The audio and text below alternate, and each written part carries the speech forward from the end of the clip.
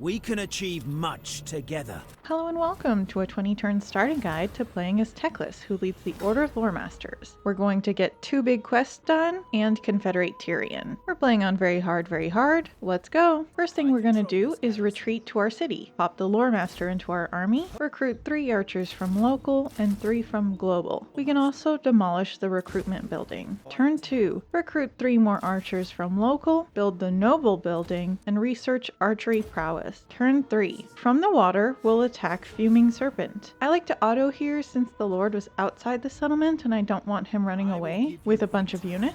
We lost our spearmen, but whatever. Now we'll occupy the city and get 3 more archers. We can get the growth commandment and we'll level Teclis with Root Marcher. Turn 4, we can march by water to our other city and we'll start Teclis's magic line. We can get Earthblood on the Loremaster. Turn 5, now we'll march towards Chupayatl. We'll recruit a noble. His trait doesn't really matter because he's going to go influence farm and head towards Ulthuan. Now we'll demolish that building. Turn 6, we'll declare war on Lokir. His arc is at the edge of our movement, so I'd rather just attack the city here. Easy auto resolve, we'll sack it. We can get Net of Amantok on Teclis, and we'll research cartridge ammunition. We'll build the growth building here and level Fuming Serpent. Turn 7, we'll attack Chupayatl in Lilith's Blessing Stance because it adds to wins and experience.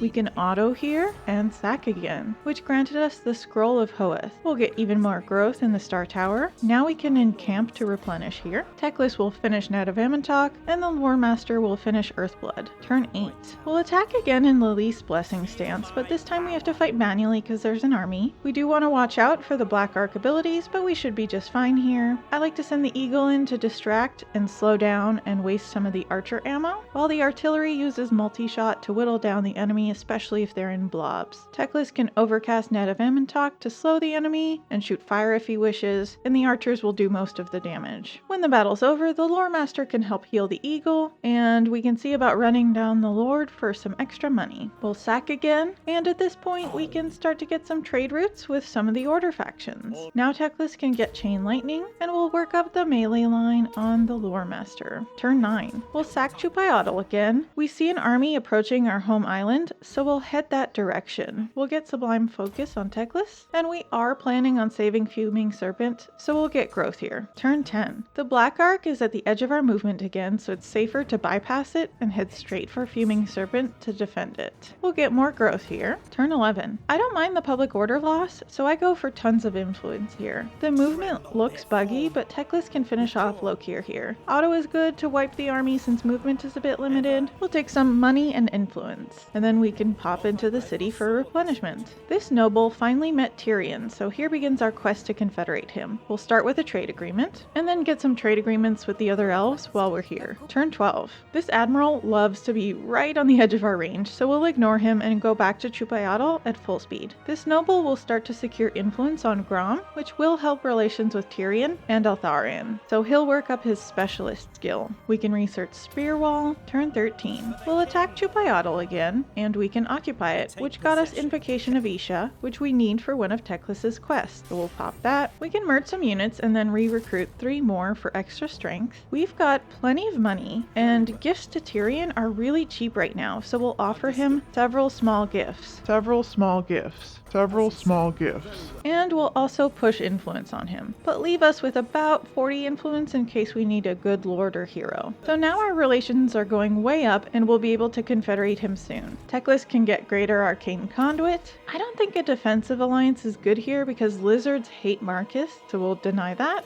Turn 14. Illyrian already hates us, so I'll go for extra influence. I think defensive alliance could be a problem, but we'll grab non-aggression and military access. Teclis will head towards Lokir's last city, and we'll start to get other diplomacy actions with the other High Elves. Turn 15. We can attack Marks of the Old Ones in Blessing Stance. It's better to fight manually here. Now we'll sack and occupy. Lokir has no cities now. His admiral is still around, but we'll catch it eventually. It's not a real bother. We can upgrade Star Tower. We'll repair marks of the old ones and demolish the building that's here. Turn 16. Teclis is going to aim for Oixel. We're not at war with Pestilence yet, so it's pretty safe to approach visibly. We can research Trumpeters, get some growth here. Turn 17. We'll approach Oixel. Unfortunately, there are 2 full armies in the garrison, which is just too much right now, and we took magic in place of lightning strike, so we'll have to wait to launch the attack until one of the armies is gone. But we will start to level towards lightning strike at this point. Rom is gone, so we can maybe have this guy find Imric, since he has a few turns of influence banked up anyway. Turn 18. One of the armies left in underway, so we'll switch to Lilith's Blessing, ask someone to join the war, and attack the city. We'll keep an eye on the number of menace belows, and just have everyone ready to attack them without shooting, so turn fire at will off. Then when the menaces are done, we'll start to send archers forward to shoot into enemy backs for maximum damage. And Teclis will chain lightning blobs when he can, while the artillery can try to shoot things beyond the archer's reach. We don't need to waste ammo shooting a tower on this map, since there's a section that's completely protected from towers. When the battle's over, we can heal up the single entities. We'll sack and occupy for the money, we'll repair the building,